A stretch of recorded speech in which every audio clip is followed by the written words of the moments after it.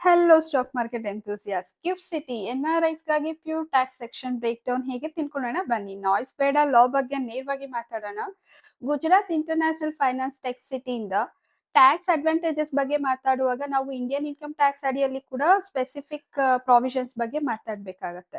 Number 1, no SST ಅಂತಂದ್ರೆ structural hedge ಅಲ್ಲಿ IFSC exchange ನಲ್ಲಿ ನಡೆಯುವ ಇಂಟ್ರಾಕ್ಷನ್ಸ್ ಅಂದ್ರೆ ಇಂಡಿಯಾ ಇಂಟರ್ನ್ಯಾಷನಲ್ ಎಕ್ಸ್ಚೇಂಜ್ ಆಗಿರ್ಬೋದು, NSE ಇಂಟರ್ನ್ಯಾಷನಲ್ ಎಕ್ಸ್ಚೇಂಜ್ ಆಗಿರ್ಬೋದು, ಇವುಗಳ ಮೇಲೆ ಯಾವುದೇ ಸೆಕ್ಯೂರಿಟೀಸ್ ಟ್ರಾನ್ಸಾಕ್ಷನ್ ಟ್ಯಾಕ್ಸ್ ಅನ್ವಯಿಸೋದಿಲ್ಲ. ಇದು ಯಾಕೆ ಇಂಪಾರ್ಟೆಂಟ್ ಅಂತಂದ್ರೆ STT ಅನ್ನೋದು ನಾನ್ ಕ್ರೆಡಿಟಬಲ್ ಆಗಿರುತ್ತೆ, ಡೈರೆಕ್ಟ್ ಆಗಿ ನೆಟ್ ಹೀಲ್ಡ್ ಕಡಿಮೆ ಮಾಡುತ್ತೆ, ಮತ್ತೆ ಡೆರಿವೇಟಿವ್ಸ್ ಮತ್ತೆ ಸ್ಟ್ರಕ್ಚರ್ ಸ್ಟ್ರಾಟಜೀಸ್ ಮೇಲೆ ಸಿಗ್ನಿಫಿಕೆಂಟ್ ಇಂಪ್ಯಾಕ್ಟ್ ಮಾಡುತ್ತೆ.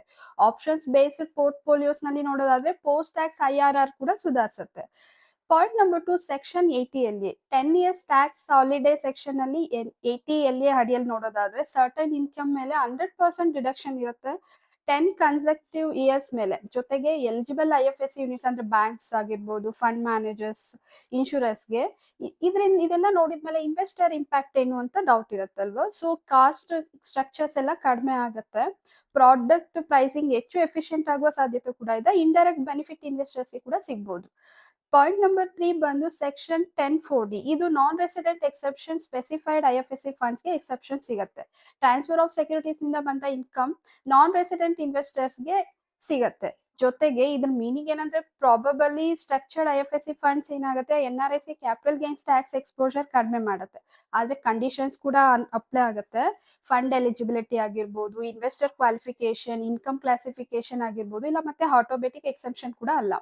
ಫೋರ್ತ್ ಆಪ್ಷನ್ ಬಂದು ಸೆಕ್ಷನ್ 115D ಮತ್ತೆ 115A ಕನ್ಸೆಷನಲ್ ರೇಟ್ಸ್. ಹೇಗೆ ನಾನ್ ರೆಸಿಡೆಂಟ್ಸ್ಗೆ ಕೆಲವು ಇನ್ಕಮ್ ಮೇಲೆ ಕನ್ಸೆಷನ್ ಟ್ಯಾಕ್ಸ್ ರೇಟ್ಸ್ ಅನ್ವಯಿಸಬಹುದು. Interest on foreign currency bonds ಅನ್ನೋದು ಸ್ಪೆಸಿಫಿಕ್ ಕ್ಯಾಪಿಟಲ್ ಗೇನ್ಸ್ ಆಗಿರುತ್ತೆ, ಡೆರಿವೇಟಿವ್ ಇನ್ಕಮ್ ಮೇಲೆ ಕರೆಕ್ಟ್ ಕ್ಲಾಸಿಫಿಕೇಶನ್ ಮಾಡಿದ್ರೆ ಎಫೆಕ್ಟಿವ್ ಟ್ಯಾಕ್ಸ್ ಬರ್ಡನ್ ಕಡಿಮೆ ಮಾಡ್ಕೋಬಹುದು.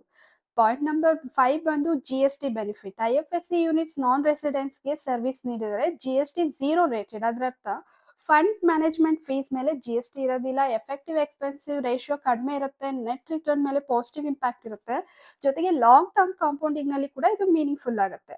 ಪಾಯಿಂಟ್ ನಂಬರ್ 6 ಬಂದು ಇನ್ಕಮ್ ಕ್ಯಾರೆಕ್ಟರ್ ಮ್ಯಾಟರ್ಸ್ ಆಗುತ್ತೆ. ಯಾಕೆ ಅಂತಂದ್ರೆ ಡೊಮೆಸ್ಟಿಕ್ ರೆಜಿಮೆನ್ ಅಲ್ಲಿ ಡಿವೈಡ್ ಅಂಡ್ ಟ್ಯಾಕ್ಸಬಲ್ ಇರುತ್ತೆ, TDS ಅನ್ವಯಿಸುತ್ತೆ, ಮತ್ತೆ IFSC ಸ್ಟ್ರಕ್ಚರ್ ನಲ್ಲಿ ಇನ್ಕಮ್ ಕ್ಯಾರೆಕ್ಟರ್ ಕೂಡ ಬದಲಾಗುತ್ತೆ. ನಮ್ಮ ವಿಡಿಯೋ ಇಷ್ಟ ಆದ್ರೆ ಲೈಕ್ ಮಾಡಿ, ಶೇರ್ ಮಾಡಿ, ಸಬ್ಸ್ಕ್ರೈಬ್ ಮಾಡಿ. ಹ್ಯಾವ್ ಅ ಸೂಪರ್ ಹೆಲಿಷಿಯನ್ day. See you in next video. Bye bye.